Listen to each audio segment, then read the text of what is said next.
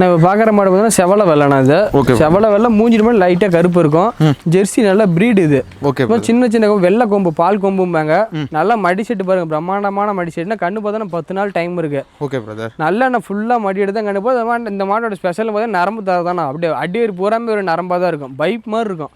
நரம்பு அருமையாக இருக்கும். மடியிலையும் நரம்பு ஒரே மாதிரி தான் இருக்கும்.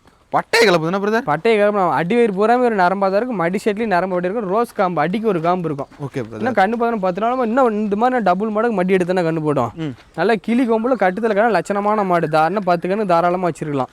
நல்லா மடி செட்டில் பாருங்க, மடி செட்டு குணம் நரம்பு தரை பாருங்க, அப்படியே நல்லா அடி நரம்பு பூரா பாருங்க, அப்படி இருக்கு பாருங்க, அப்படியே பைப் மாதிரி இப்படி முறுக்கிட்டு இருக்கு பாருங்க. காம்பு ரிசி பாருங்க, இதெல்லாம் நரம்பு நல்ல நரம்புனா அதெல்லாம். இது எல்லாமே ஒரு நரம்பாக தான் இருக்கும். காம்பு இந்த மாதிரி காம்பு இருக்கணும் மாடு பால் பீசுறதுக்கு. ஓகே. தொட்டிங்கன்னா சல்லுன்னு பால் வரும்னா ஃபுல்லாக மடி அவ்வளோ மடி இது பாருங்க, இவ்வளோ சுருக்கு இருக்குண்ணா பிரதர். ஃபுல்லாக அதெல்லாம் மடிங்க பாருங்க. இல்லை எலும்பு கனமான மாடு கூட. எலும்பு கனமான இந்த மடி பூரா வெளியே மாடு வெளியே கிடக்கும். அந்த அளவுக்கு தான் மடி வைக்கும். நடக்க முடியாத அளவுக்கு மடி வைக்கும். Okay okay. டாப் குவாலிட்டியான மாடு 10 கணக்கு தாராளமாக வச்சிடலாம்.